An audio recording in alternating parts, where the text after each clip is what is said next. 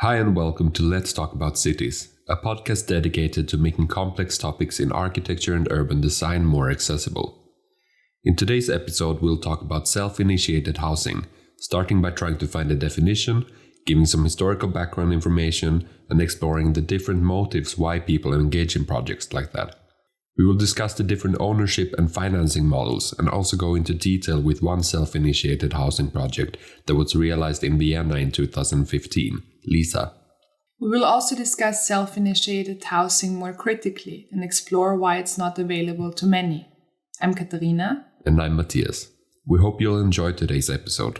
Let's talk about cities.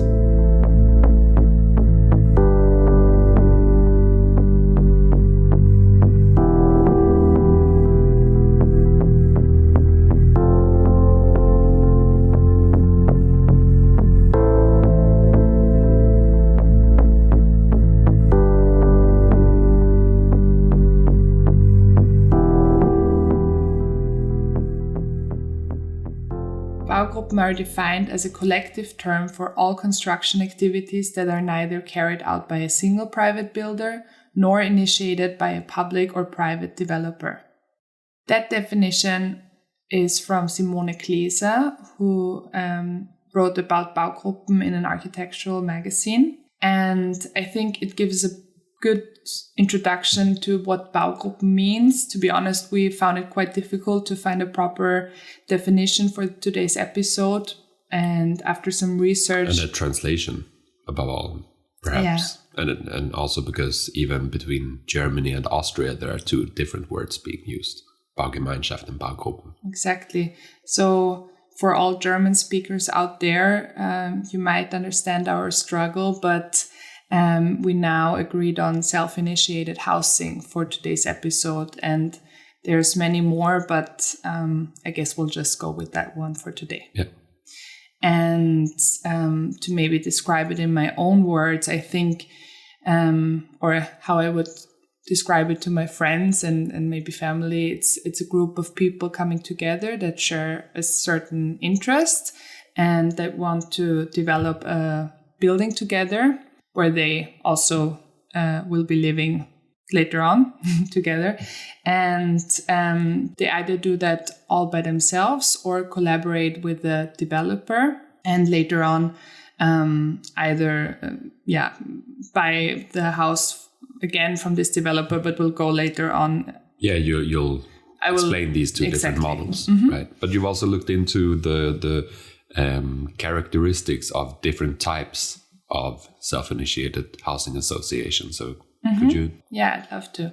It's also from Simone Kleser, from this article, which I found very inspiring, or I think it gives a good insight to self-initiated housing. And she defined those different groups, and maybe I can go into them a bit. So there's professionally initiated groups, special interest groups, groups of a certain life situation, multi-generational groups, and community groups. And of course, the article is in German, so I translated them. But I think it gives a good overview. And starting with professionally initiated groups, maybe the main motive of people coming together as that kind of group is to reduce the amount of money they spend, and also that they feel like they can, maybe they spend the same amount of money they would in another apartment. They feel like they can get more out of those self-initiated housing projects and also afford apartments that might be more fitting to their actual needs. But why professionally? What does that word denote in this case? Yeah, I didn't do those definitions, so I think we would have to ask Simone Kleser for that. But it is bound to, according to her, this group is bound to money and... Right, but what it could be, because there's also a difference in different cities how the term is applied or used. So in Berlin, it's quite common that the groups are actually initiated by architects. So architects find a plot and develop a project for the plot, And then when the project is developed already, at least in its concept, they then invite people to become a part of it, of the Baugruppe. So in other cases, rather, it's a group that then finds an architect to realize their concept. Exactly. In the example that we'll later go into in more depth, they also did it like that. They came together as a group and then found an architect that they worked together with. Maybe now I'm being too fast, but oftentimes those groups are of a certain milieu, if you can say so, and you can actually oftentimes find architects there. So, right, yeah, but so maybe that's a bit of what one understands under special interest group.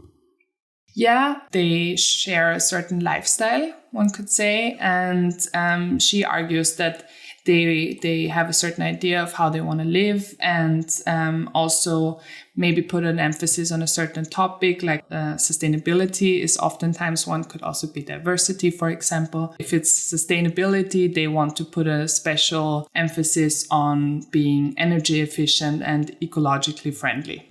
So this could be the special interest group. And then if we go on to groups of a certain life situation, it's more about how they organize themselves within the group rather than the dwelling itself. So, for example, it could be elderlies living together that share certain needs but don't want to go into a care home, for example. So they construct the infrastructure they need or the amenities themselves, and then therefore don't have to, as I said, go to a care home, for example. Maybe fitting for that is also the multi-generational group. I think some may have heard of that already. It's elderly and youngsters living together. And it's also this generational living, known as this generational living, that the younger people are paying less, but therefore pay with their time in helping the elderlies with their daily needs, or it could also be in helping them with, fixing technical issues or whatever they might need help with. And then also, of course, the elderly taking their time and showing the youngsters other things that they might not know. Yeah, so that's a concept that isn't only applied to self-initiated housing associations, but kind of furthers the interaction between generations. Exactly. And then lastly, there's community groups. According to Klesa again, so I want to make clear that it's not me that found those groups, but her. These groups don't only care about creating dwelling for themselves, but also filling gaps that they see that the city structure has. For example, they contribute certain apartments for marginalized groups, as for example refugees, and then that is part of their project that, for example, 2 or 3 apartments are reserved for that purpose only.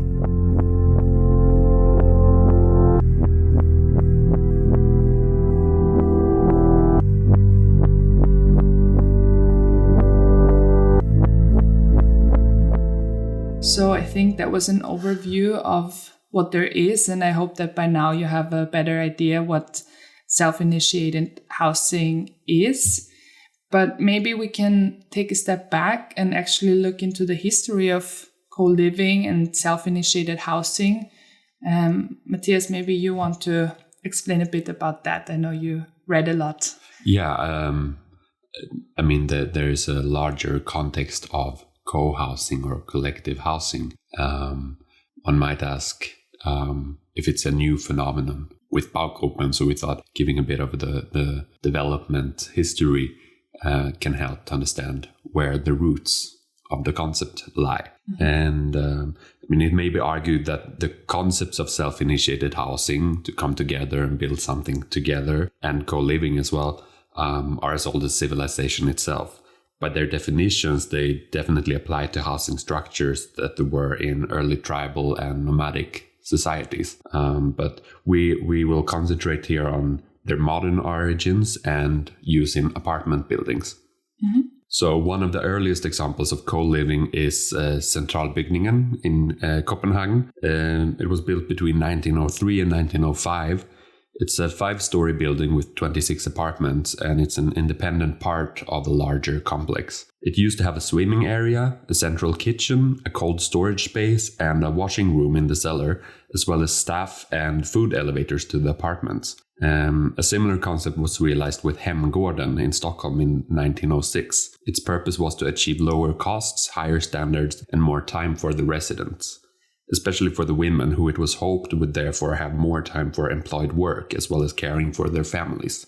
And as was written in a newspaper for bourgeois women at the time, the worrying rise in living costs, which threatens to turn especially our capital into a for less well-off people near existentially dangerous society in which to dwell, must finally produce a counter-movement of the beleaguered bourgeoisie, which to some degree hinders an immodest capitalist rule, a way of life misdirected towards desire for luxury, and a wretched city council from further embittering the existence of the small wage earners with the shadows of economic concerns. One such counter-movement is the initiation of the central kitchen idea, which has its origins in the practical America.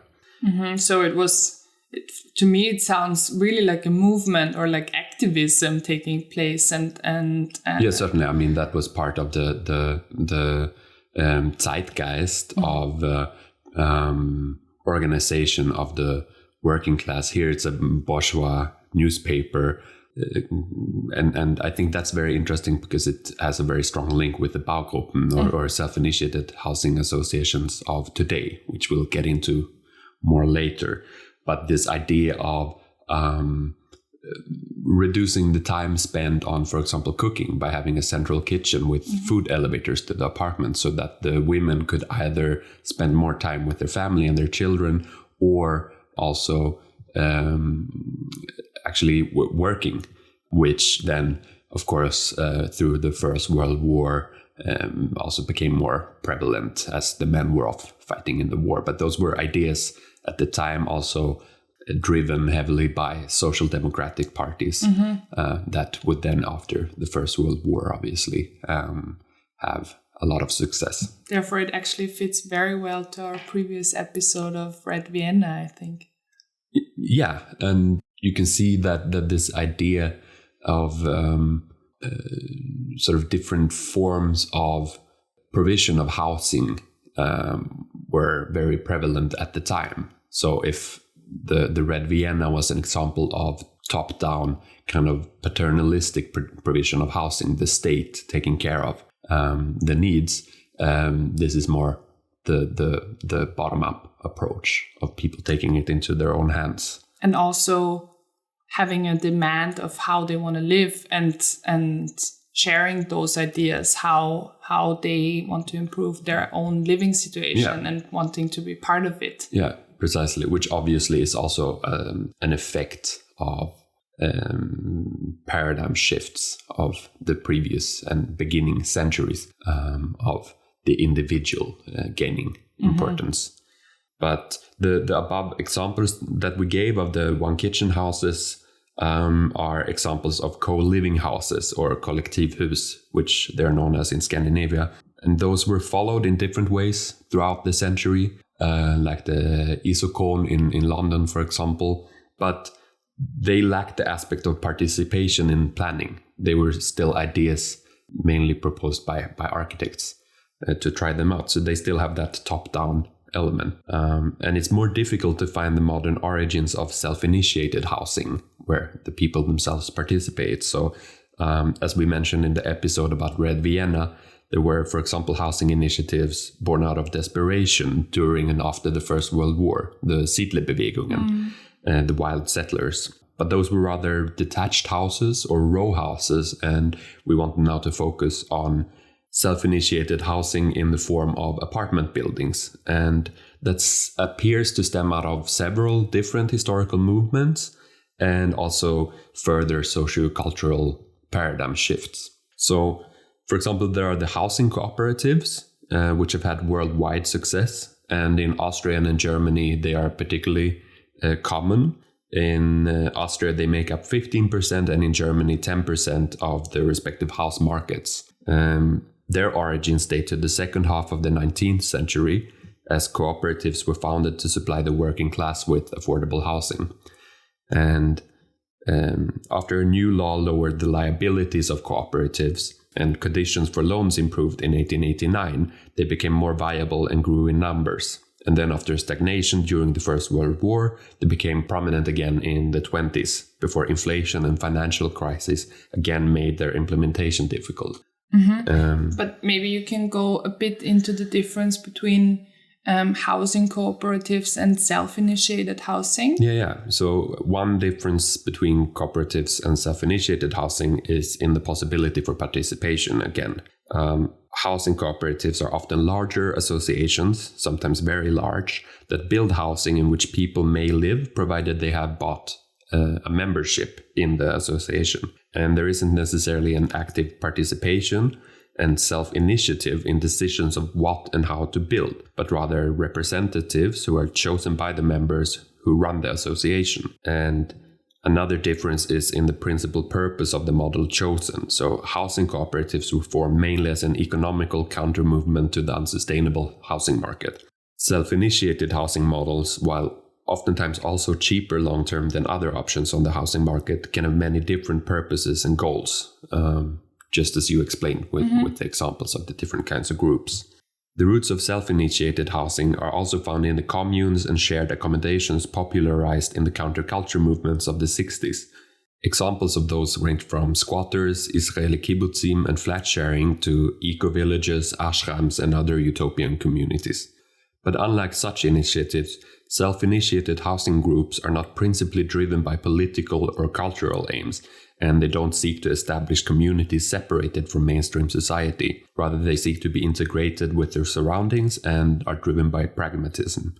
Their proponents and participants are also of another more mainstream character than the counterculture movements in terms of socioeconomic class, age, and culture.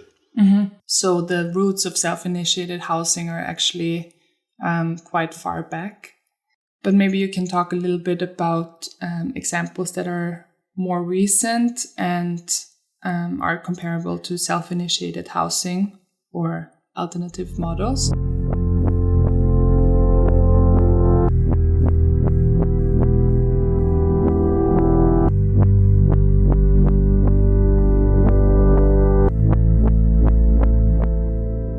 In the 70s and in the 80s, there began to crop up some models that are more similar to what we understand today as self-initiated housing. In Germany, there's the term Wohnprojekte for some such initiatives, and it seems the word project in this case denotes that they were experiments and individual projects here and there trying out a certain model. And they oftentimes grew out of also this alternative scene, but started to try to formalize the concepts. So they still were not part of the mainstream. It was a peripheral phenomenon, but they are, for example, less radical successors of the squatter movement that had squatted houses and realized it didn't work long term, so tried to develop a model that would work long term. And also from other communal initiatives that sought self-governed and collective ways of living in the 70s and 80s, and that's part of a larger topic of participation and by whom it's driven. So a lot of those projects were also driven by architects and planners who found the concept interesting.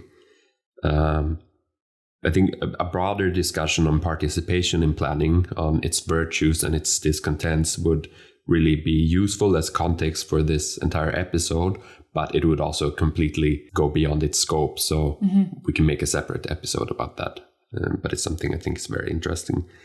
So an example of such a Wohnprojekt was in Austria, however. The Austrian architect Otto Kaul concerned himself very much with participative planning and what it could achieve. In 1968, he won a competition to design a residential project with 70 units in Hollabrunn.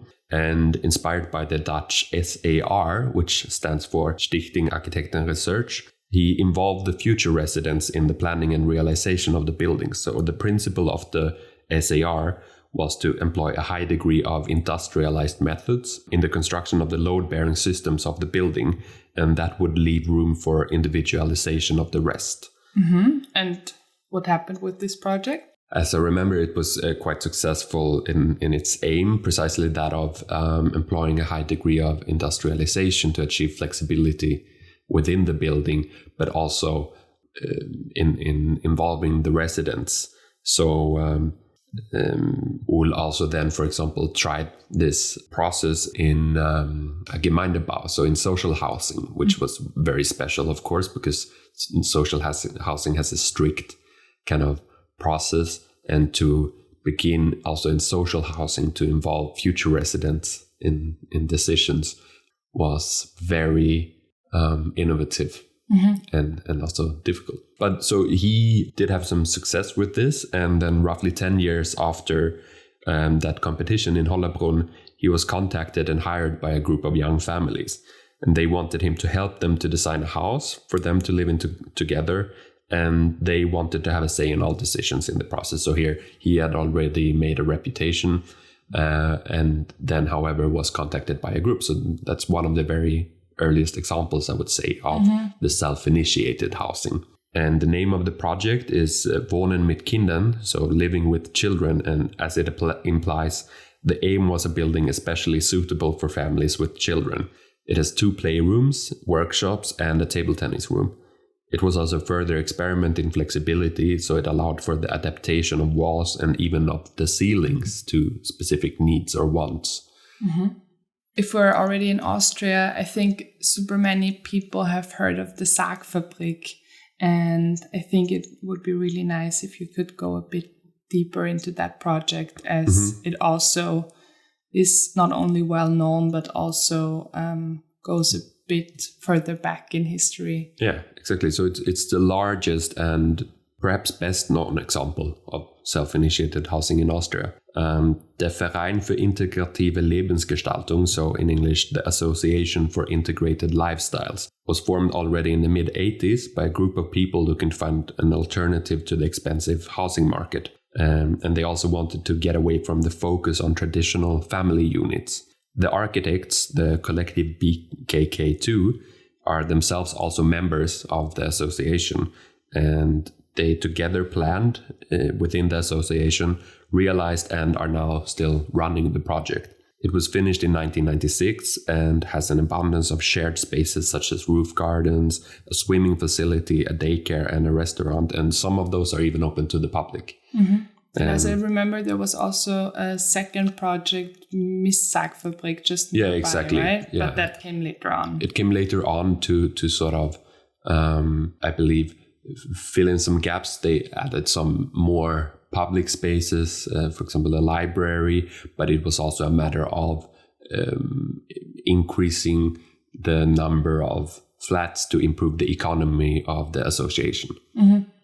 In the 70s and 80s, then there are lots more examples in Germany as well. So there is, for example, one of my favorite examples, the Öko House in Berlin, close to the Tiergarten from Frei Otto. Why is it your favorite example? Because it's such a radical example of this idea of the architect as someone who creates just the framework for people who then decide how they want to live. So what it did was he designed a structure much like a shelf. Mm-hmm. So there's the bearing structure of columns and slabs, mm-hmm.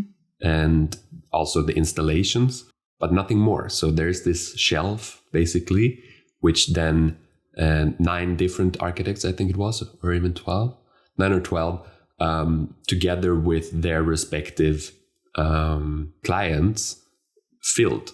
Mm-hmm. So they also had to some degree, discuss how they would adapt to each other, but they didn't have to think, for example, about how to design the load-bearing structure, and therefore were very free in the design of the individual units.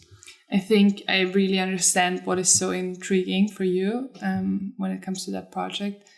But what I think we always have to also think of time with those projects, and also how long lasting those apartments can be, because they might be perfectly fitting for a certain family and they know exactly what kind of floor plan they wish to have.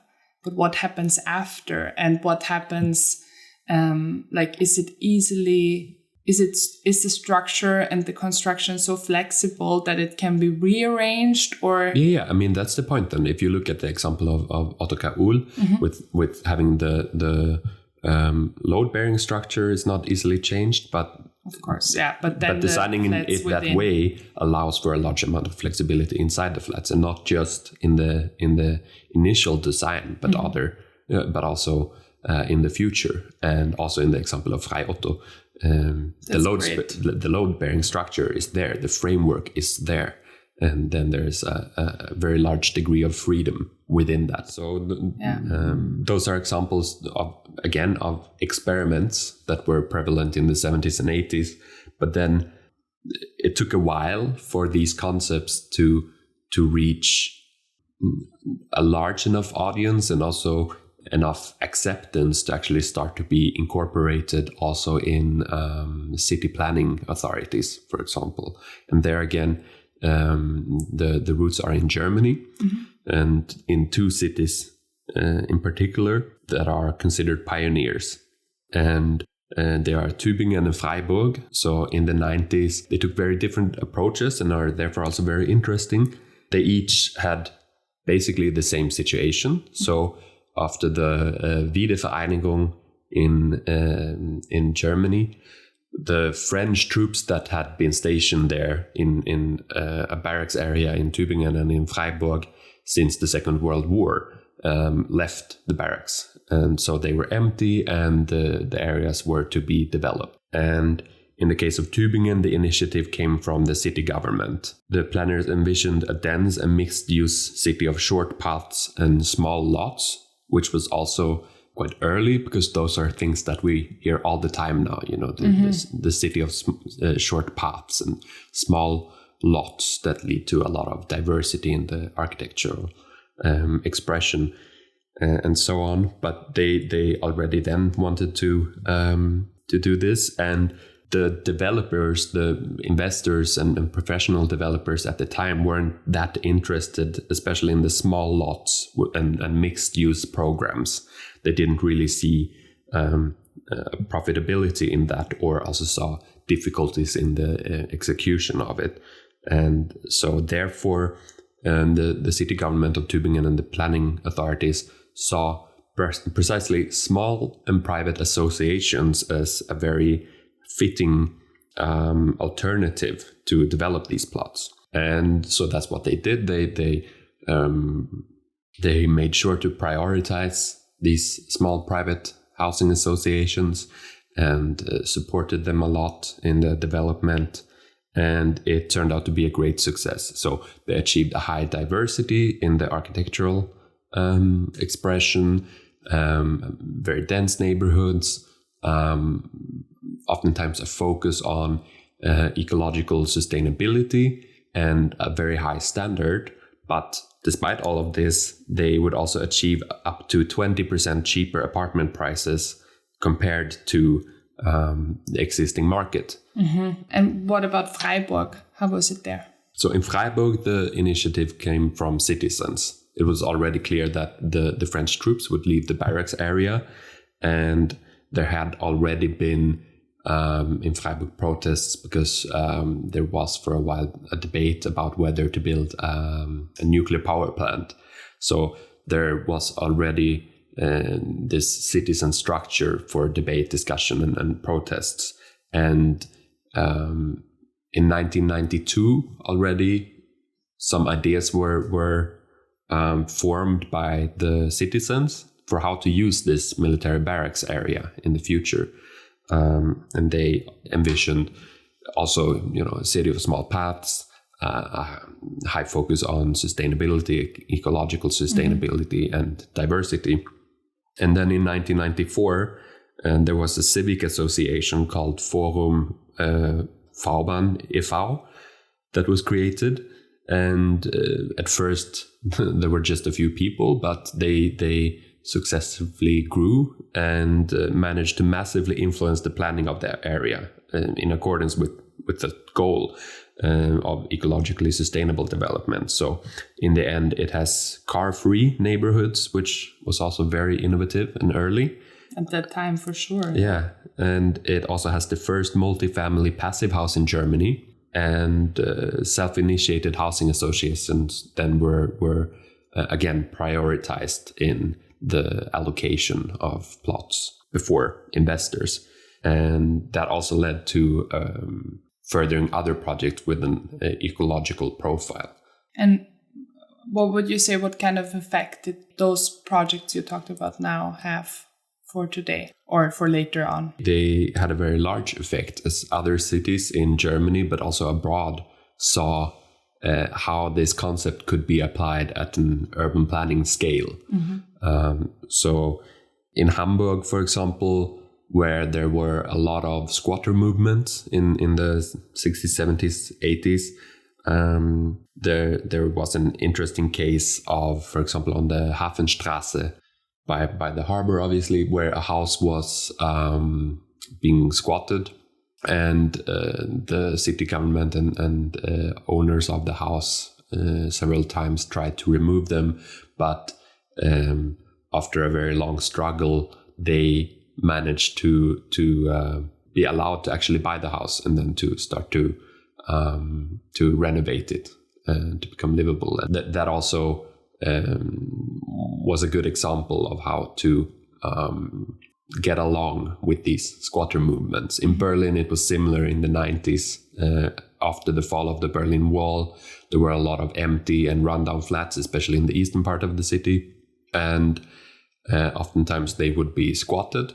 And then there was a program of actually subsidizing the groups that had formed and squatted the houses to actually support them with money so that they could themselves renovate the buildings. And I think was also, it's quite difficult to believe now already 20, 30 years later, and that there was that amount of cooperation and goodwill.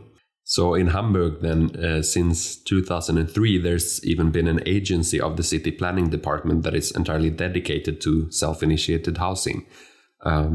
They provide advice on procedures and on official funding for associations. They help in the search of sites, and they also allocate land belonging to the city. And the city government of Hamburg has set the goal of 20% of the land that is in the possession of the city being allocated to self-initiated housing projects. Okay, so those are specially reserved for self-initiated housing groups. Yeah, and I think that very well shows the success of the idea and the concept, and how, to what degree it has been incorporated by public authority.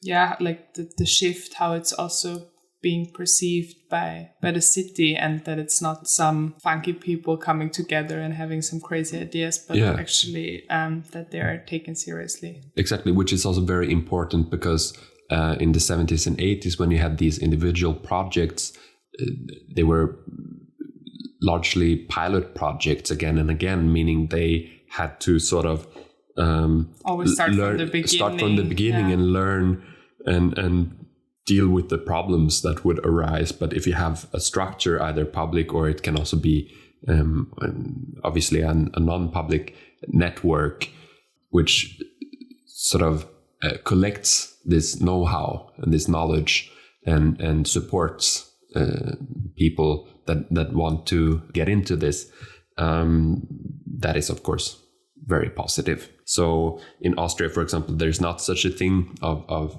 a public authority specifically dedicated to self-initiated housing, but there is the private initiative Initiative Gemeinsam Bauen und Wohnen, which means Initiative Collaborative Building and Living. It was started in 2009 and does precisely that. It supports people and groups interested in collaborative housing projects, and they also advocate for better conditions for the success of such projects. So they write studies and hold events to try to propagate for better laws and processes within the city development in Austria. However, if I may just jump in for a second, the first time it was applied, it was in 2011 to reserve a plot for only self-initiated housing projects, and I think that already also helps a lot and propagates. But the difference is in that in Hamburg there is a department that has that as its mission. And in Austria, in this example, that's something that's been achieved partly thanks to this initiative that they have, like in Freiburg, where the civic association pressured the local government. They have brought it to a point where the city of Vienna has incorporated some of those ideas in particular developments. So in Aspenseestadt or also in Sonnenwendviertel. But it's not quite at the point of the city of Vienna having a department dedicated to such concepts.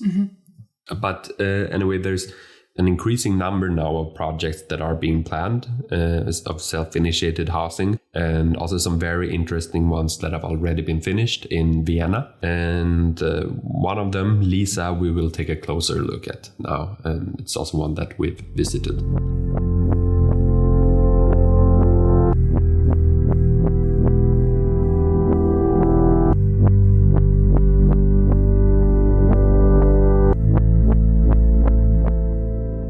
Exactly. This is why I chose to take a deeper look into that. It's, as you said, called Lisa. So, Leben in der Seestadt Aspern, which is living in Seestadt Aspern.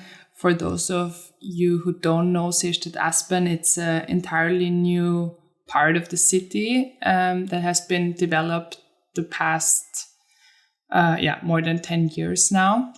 And the planning procedure has started way before that. And it was quite special because on the one hand, it's for super many people, and also new workplaces have been created. And I think we could make an entire episode of Seestadt Aspern, but also something special was that a subway has been newly constructed to lead there even before the first residents have moved in. Yeah. So, and then within this master plan, there was one plot that was specifically reserved for self-initiated housing projects, which also makes Lisa so special because it was the first time that this has been done in Vienna. And I think later on we can go into some of the difficulties self-initiated housing groups face, one of them being the allocation of land. And that, of course, is a good way to help with that when you only reserve it for the self-initiated housing groups. So Lisa was one of 5 projects that have been selected in this competition that was made specifically for self-initiated housing groups. And besides Lisa, I just want to mention the names of the projects shortly. It was Jaspern, Brot, Pegasus, and Seestern that were also selected. They all share a plot, and then together they each developed their house together with different architects, but they did from the start work together because they share the inner yard and have designed that together with a landscape architecture office. And as you said, we've actually had the pleasure to visit the project, Lisa, at the open house. It's an event that due to Corona but always took place once a year. I think it actually comes from America and is this event where some buildings that are of higher importance or higher interest for the public, it's not only special projects like those self-initiated housing projects, but also maybe buildings from the state where you normally can't enter, where for that day they open their doors, therefore open house. And then most of the times you get a tour by one person that knows the building better. And in that case, it was one resident that led us around.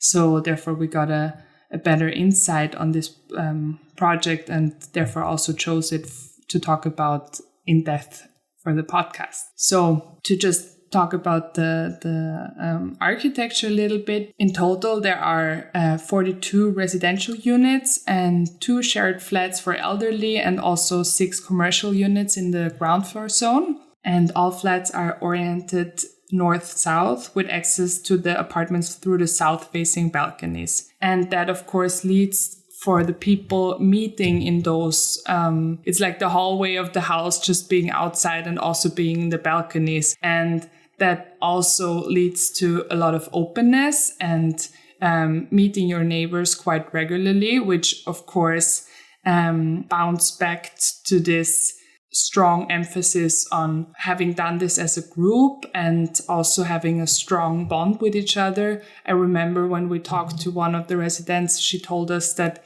they already moved into the house 2 years ago. They still had meetings once a week because there was so much to organize together and to think about as being part of this association. So you can be sure that you will know those other neighbors very well after the whole design process. And there's so much to think of when developing a house. So yeah, that has to be kept in mind for sure. So when visiting, I noticed that some of the people have actually, I'm not sure if it was just for open house or if they have that in general, that they have put some kind of barriers in front of their windows because the doors to access the apartment from the south are also huge glass windows, and they make it possible to basically have a lot of transparency and to really look into the apartments. And I think some people feel that this might be too much of being able to look into the apartments and just not enough privacy. Yeah, I mean, that's quite common in projects with access balconies, or also in some cases when they are indoors corridors where for different reasons, either for daylighting reasons to actually get enough daylight into the apartments, or to try to foster this community aspect. There are large openings, and it's a difficult balance between community and privacy. Mm-hmm. Right? Absolutely. That maybe sometimes, I think it's higher degrees of or higher chances of success in projects such as this, where the people know each other from before, from the development process, and are very much open to and focused on the idea of community. And also they are aware of what they're getting into because they have been involved in all the decisions that were made together with the architect. Exactly. But in other cases, it's sometimes maybe a brainchild of the architect having this idea of fostering community, and in the end, people block those windows or so completely. Yeah, I mean, of course, I cannot judge by only one visit how it actually works, because maybe it was just for this open house thing that the people didn't want just strangers to look into their apartments.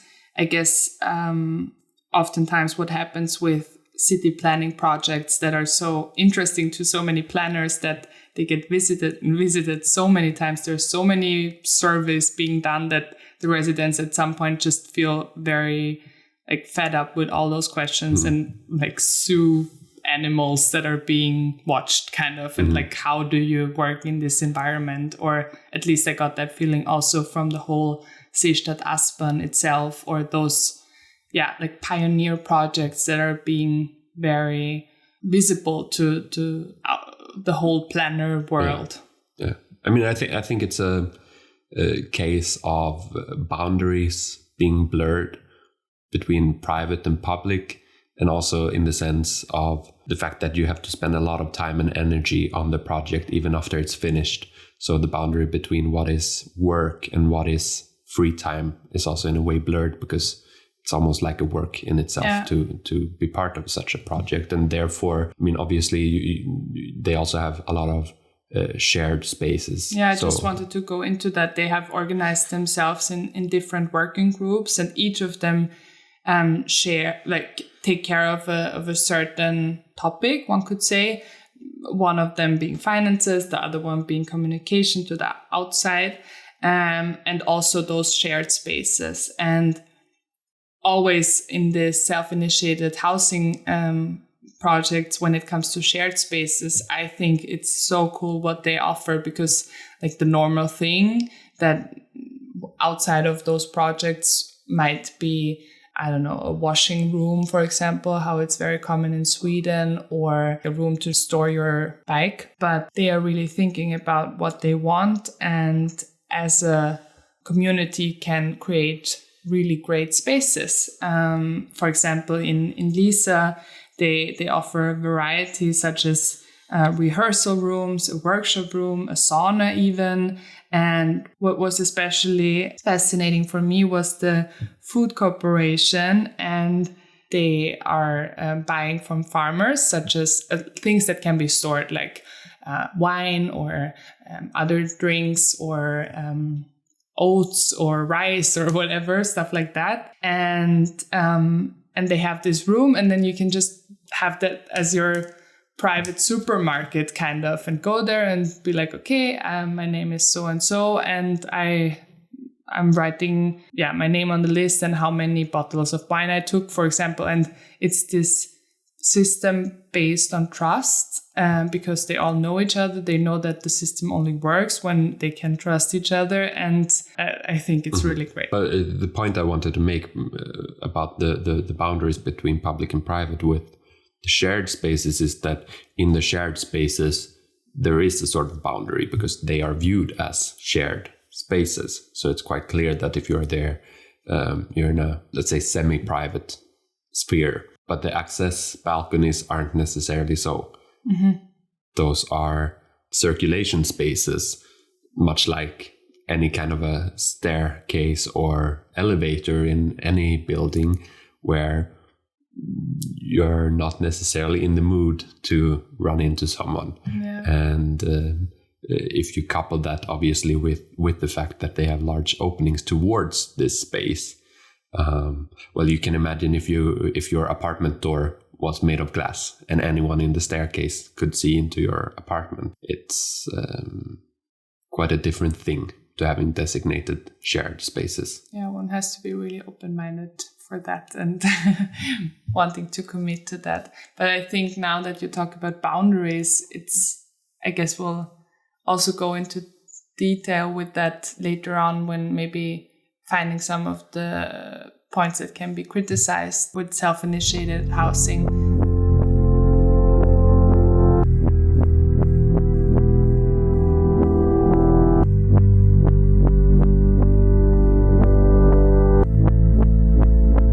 So you mentioned in the beginning that there are basically two different models for Bakopen, or for self-initiated housing associations. Yeah. There was the one where you do everything yourself, and the one where you collaborate with established developers. So could you explain a bit more about them? The boundaries are a bit blurred, but you can differentiate between the ownership model. Again, it's a translation from German, being Bauherrenmodell, and also the developer model. In German, it's Bauträgermodell. And maybe I can start with the ownership model. It's initially a group of people that are taking the responsibility for everything that is connected to the development of the building, both legally and economically. And then, of course, they're not standing there themselves and painting all the walls, or maybe they might be, but most of the time they are hiring someone for the execution of the building process. But then after the actual construction, they can choose between being share owners of the buildings or of the apartments, and they also have to decide how to manage the community places. In the example I talked about before, Lisa, and they have established an association, and that is most oftentimes the case. And they can either use those common rooms themselves or also rent it out. And the same goes for ground floor zone that is active, as we call it, or as many people call it. And if there's some kind of commercial units, they can also rent it out. And then, as I said before, the developer model, on the other hand, is very different to the ownership model I just talked about. It's also a group of people coming together and having a vision and wanting to develop a house, but they cooperate with a developer. And that is because of many reasons. On the one hand, buying a plot requires a huge amount of money. So they face very high financial risks. And also it takes so much time, not only finding the land, but also all this organization. And you can imagine that putting that amount of money and time into a process is only available to some people and also is very stressful. And then cooperating with a developer can take away that kind of pressure. And then you at the same time have to see that those groups might have a lot less possibilities to be part or be an active part in the process because they give away a lot of the responsibility and a lot of the financial pressure. And with that also goes a bit, I think they're saying, in how to realize the project. But of course, it's easier and faster. So then there's another difference between those two forms of self-initiated housing. And that is what happens if a flat gets vacant. And that, of course, is a huge point because... I think a question that many people ask themselves that hear about the concept. Yeah, because also I think what we have to put into the discussion is that groups that develop self-initiated housing are actually taking away that housing from the market, and therefore... Well, not necessarily. Like, that's the point of the different models. Exactly, there, right? But those are those people that are owners of the apartments or shareholders of the house are taking it away from the market. And then some have this ideology of going against speculation. And if you are cooperating with a developer, however, it might be that he gives the rights to the people that then own or rent the apartments to do whatever they want with it. For example, sell it again, and then it gets a bit tricky. So in the ownership model, it is given back to the association and then they can sell the shares again or rent it out. And in the developer model, the owners of the apartments have the right to sell their apartment when they move out. There's one exception, however, when preemption has been agreed on. Yeah, of course, this difference is crucial because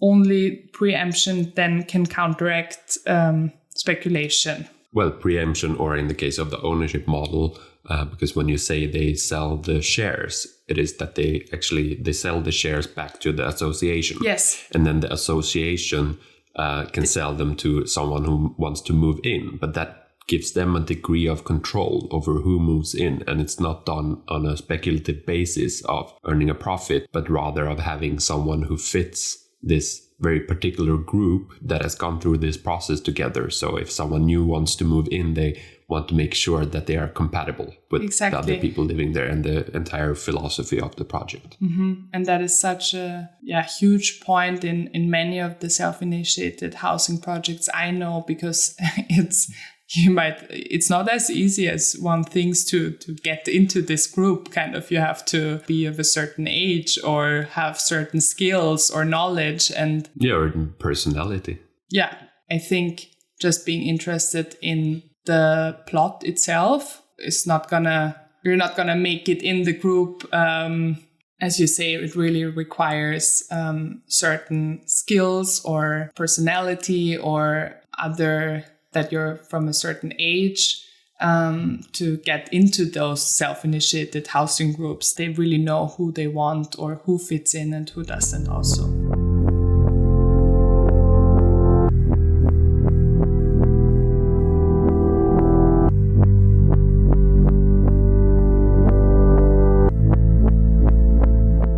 So there are many challenges, obviously, connected to this concept, and maybe you could go through some of them. Yeah, I mean, I think I started with one already, which is, or maybe two even, one of them being the financing of the project. They actually got help from a developer, and then later on, I guess it's mainly about assembling bought it back, and they bought it back. They published it on their website for 10.5 million euros. I think it's good to have a sum in mind, and they did that through partially through their own money, and then through a loan, and also the city of Vienna helped them with parts of the money, which is not so important now how they acquired the money. And another challenge I have spoken about before is the allocation of land.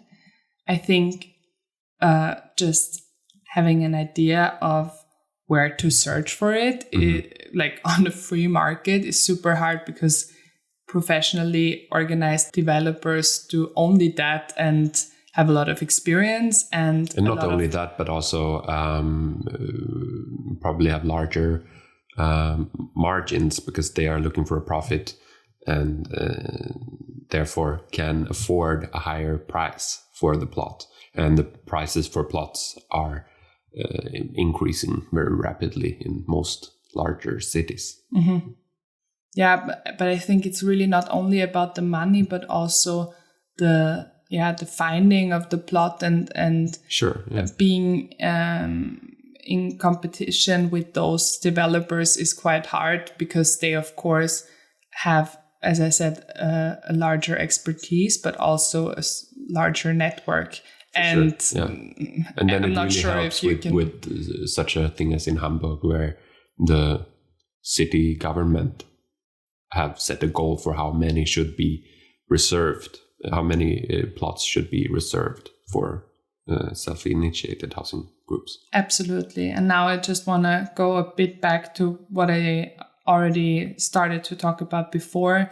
Because the city of Vienna saw that there's a conflict and that it's really hard for self-initiated housing groups to find land.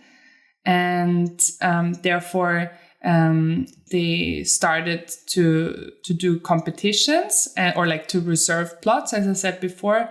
And they did it the first time in Seestand Aspern in 2011.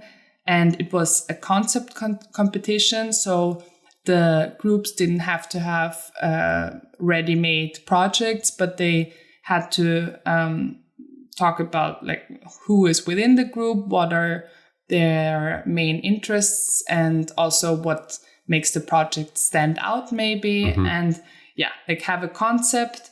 Yeah, I think that is really a key point of when those concepts get incorporated into the planning authorities and their plans, that it also gives them a measure of control over what gets built. So in Vienna, in all allocations of public land, there's a competition to decide who ends up building there, and that gives them that means that contrary to other procedures, it's not necessarily who pays the most for the plot or who's ready to pay the most, but rather competitions based on certain quality criteria.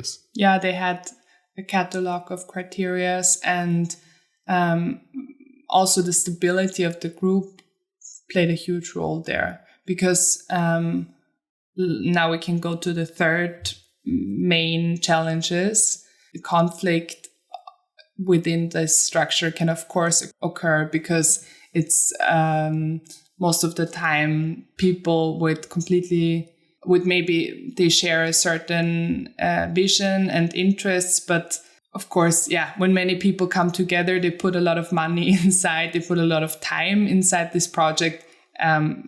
at some point it will come to a conflict, and therefore it's really, really crucial how well the groups work together. And I mean, when we talked about it before, you told me that many groups actually, in the end, or many projects don't work out because of the groups. And I think that is also why there's a lot of talking and vision building before you actually get the plot and put in the amount of money to really be certain that you want to go through with that. Yeah, exactly. I think it's quite common that the initial groups are formed and some people join and then later on exit the group, and then other people come in, and then at a certain point you reach the stage where there is more or less a well-structured idea, and you get to the point of actually putting in the money, and that's sort of a milestone that you reach. Yeah, maybe we can now come to an end, but also I think it's really important to also talk a bit about, or to critically view Baugruppen, because when I first heard about self-initiated housing, I was so amazed by the idea of people coming together and designing for their own needs and building this community based on a shared vision. But you oftentimes find the same kind of people within those projects. And that, of course, has reasons, because not all can afford it time-wise and also money-wise. So I think that you that read was a lot about our biggest takeaway also when we visited Lisa in Aspern-Seestadt, that there was a feeling of, okay, this is really cool, but to whom is that available, really? To me, there are many parallels with that and sort of participation in general or in urban planning, because the question arises of to whom is that available, who can make themselves heard in such a context. The terms or concepts are often appropriated to sort of appear open and democratic by planning authorities, but quite often that is a picture being painted. And it doesn't really correspond to reality or to the real aims. So, self-initiated housing associations really appear to be an exciting alternative with cheaper and also more innovative solutions than the existing market. And that's in a situation in which prices and rents are rising rapidly in most cities. And it coincides obviously with the state, with social housing programs taking a step back and investor-driven developments taking over, as can be seen in most cities, as we have also spoken about in for example, the episode on gentrification. But as you say, it's really important also to shine a light on some of the more perhaps questionable aspects of any development and also of self-initiated housing projects.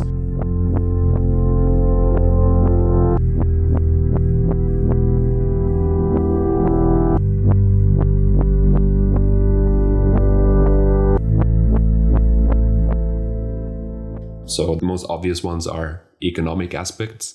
Again, even if, as in the example given earlier, the apartments of self-initiated housing associations can be up to 20% cheaper than on the existing market, then even that is way too much for many people. And you also have to consider, again, as you mentioned, that those 20% then are likely to be paid for in time and in energy spent in the development process.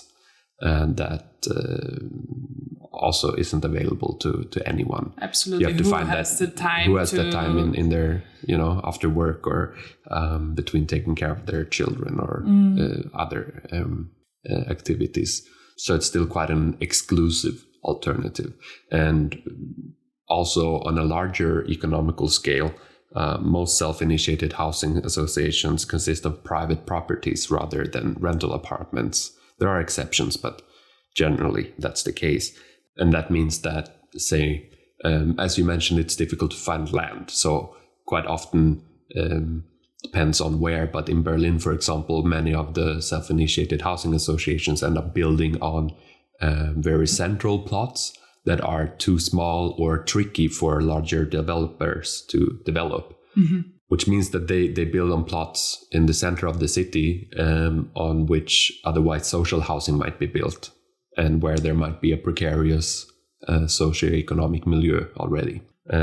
So there's a shift also from, doesn't have to be social housing or private housing, but from rental apartments to private property, which is important also to consider.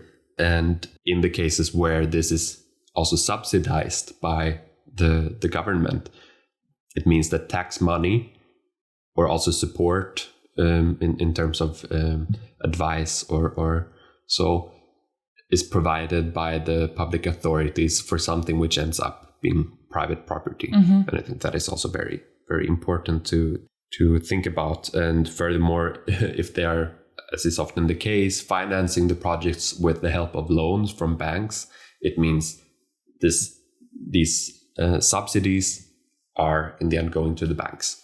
So you have to always ask, where's the money coming from? Where does the money come from? Yeah. So this raises a political question in the end of the role of the state in the provision of housing. Should the state provide housing, or should it be left to the free market? And the answer in this case seems to be very neoliberal. There's no such thing as society. There are only individuals, and these individuals have to become entrepreneurs and provide for themselves. And there are also social aspects to consider. Self-initiated housing is mainly an option for a limited group of people seeking self-realization and finding that in collectivity. So, and also this crazy search for individualism, that everyone wants to stand out. And now it's also about how do you live?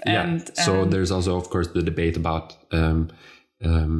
detached houses or suburbs as examples of what suburbanization or sprawl and its effects, ecological and social. And in this case, rather than build a villa or a row house outside the city, people who want that individuality rather come together in a group to build with the individuality of a villa, but in urban space in the center of the city, because they are urbanites and want to take a part of that life. And they bring with them a certain financial and social capital, which is seen as very desirable both by the city government that want this urbanity and also by local businesses. And there we get to something we spoke a lot about in the episode on gentrification of different socioeconomic dynamics and how they can impact the social structure of the city. These Baugruppen then, for example, in Berlin, if they build on such a difficult and small plot in the center of the city, that makes their arrival a potential threat to the socioeconomic structure of an existing area. But it's a threat then with a much friendlier face, with focus on ecology and collectivity, and so than the investor-driven developments that are more oftentimes seen as drivers of gentrification. So it's no wonder then that self-initiated housing is becoming more and more incorporated by authorities, because it means that they can paint a picture of innovative and participative planning while actually minimizing their own share of the responsibility for the provision of housing and for city planning. And that way they can increase the value of their cities by furthering this urbanity, and also further individualization and privatization as values. And there are also less common alternative models. So not everything is, not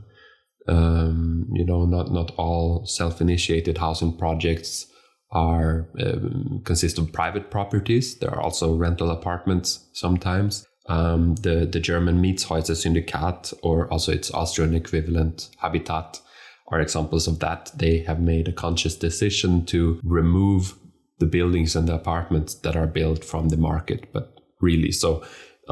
They work on a basis of non-profit collective property, which means that the buildings of the housing associations that are part of the overall organization, the syndicat or habitat, are collectively owned by each housing association and the organization. They create a separate company for each individual housing association. And then within that separate company, the overarching organization, the syndicat or habitat, have as many voting rights as each housing association. And that secures the property long term, because if a particular housing association, because of changed ideas or realizing that there might be profit in it, or maybe because some members of the housing association changed and they have other ideas, if they get the idea that they want to sell the house or apartments for a profit, then the overarching organization, the syndicat or habitat, can veto that so that it stays within the organization and stays rental apartments. So that's a bit of a furthering of the idea of preemption, as you mentioned earlier in the developer model of self-initiated housing associations. And in the syndicat and habitat, there's also solidarity transfer. So more established and financially stronger projects, usually the older projects that already paid off some or all of their debts, help newer and less financially stable projects by transferring money. So there's a particular amount of the rent paid. I think with the old projects, it's 25 cents per square meter or something like that. And with the newer projects, it's 10 cents per square meter, which is tiny, but in the end is enough to help. Or say there's suddenly something which must be renovated or done in the yard or so, then there's a solidarity fund from which to take that money. And the fact that the residents of the houses in these models actually rent their apartments is part of the reason that they don't receive support and subsidies from the public authorities. There again, you have this interesting situation of looking at what the government and the planning authorities will actually support and what not. So here's a model that in essence does the same as the Baugruppen or other self-initiated housing associations, with the main difference that they remove these buildings from the market so that there cannot be speculation on them for profit. And for that reason, they are not subsidized and they are not supported. They are not recognized in that manner by the government and by planning authorities. And in the case of the syndicat, in one particular case with an association, the local government even spelled it out precisely in that way, that their goal as a local government is to further the generation of private property. So that's a very ideological statement of furthering private property and therefore not subsidizing or supporting initiatives which do not generate private property. And therefore, I think that starts to position this within sort of a political or ideological context that I think is important to point out. With that said, it would be unfair to attribute those aspects to the people who join or start self-housing initiatives. Generally, the motives are quite, positive and sound very different to that analysis. Yes, and I think at the start we talked about the different groups, why that can be characterized when talking about self-initiated housing groups, and I think that also is linked with the motives. And of course, there's cost efficiency that we talked about before. That is a obvious driver or reason to many. And it's also about this that I think we also started to talk about before, this customization and driver of individualism for being part in a self-initiated housing group. And then also bound with that is this DIY factor that you have put so much time and knowledge into this building, and you have customized it to your own needs. And so there's an identification. Exactly. You're being part of it, and you're really... It's not just a product. Yeah, it's not only about the dwelling, but it's also about having been part of that.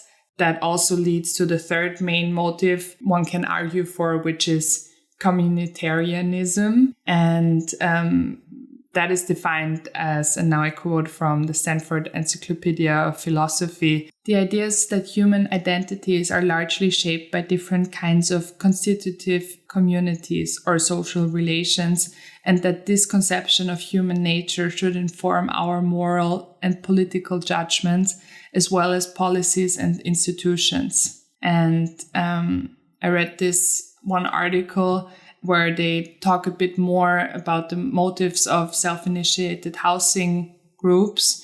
And they argue that when people come together and create housing, it's not only about, as you said, needing the product. So in that case, it's the dwelling itself, but also this communitarian project that brings communities together in the development process and also helps to foster social cohesion. Yeah. So, but I still think that that's a certain framing of the issue, because it's similar, I think, to in the discussion about gentrification. If it's actually within the responsibility of, say, students or young people, the dinkies, the double income, no kid, people who move into a hip area because it's hip, so they want to live there, but they have a higher socioeconomical capital, and therefore they push rents and bring in, or businesses follow them, which start to change and gentrify the area. I think there is a responsibility of at least being aware of it. I think there is, however, also a problem, an issue when you start to place too much responsibility on the individual, because you could also argue if there was enough affordable housing throughout the city, then it wouldn't be such an issue with gentrification, because you would still be able to afford to live somewhere, and there wouldn't be those processes of verdrängung or dislocation. Yeah. But I still think that the responsibility is one of awareness, largely, and it's a bit of a cop-out to say that, well, that's not your intention or so, or it's a natural process, or why shouldn't we, or so. For example, quite a funny example in Berlin, there was a little bit of a conflict between different leftist groups, also because not that uncommonly former leftist people who advanced or now are part of the cultural class and earn a higher income are also quite interested in such ideas as self-initiated housing and also the ecological profile and so on. And there was a bit of a conflict between leftist groups because one in particular, or members of one leftist group in particular, were members of such a self-initiated housing initiative, and were then criticized by other leftist groups who felt that was a bit contradictory. And also another very funny example of a self-initiated housing association in Treptow in Berlin that gave themselves a certificate. So they just made it up and put it on their website, giving their building project a certificate of non-gentrification, basically kind of promising the people living in the area already that their project would not contribute to gentrification, which I think is so funny because, awarding yourself a certificate for something which, according to any kind of a sociological analysis, isn't true. Even if you do all you can, there will be some gentrification effect of the project. We have gone on for quite a long time now, so we have to come to an end. But thank you so much for listening, and let us know what you think about the topic and what you want to hear more about. Let's talk about cities.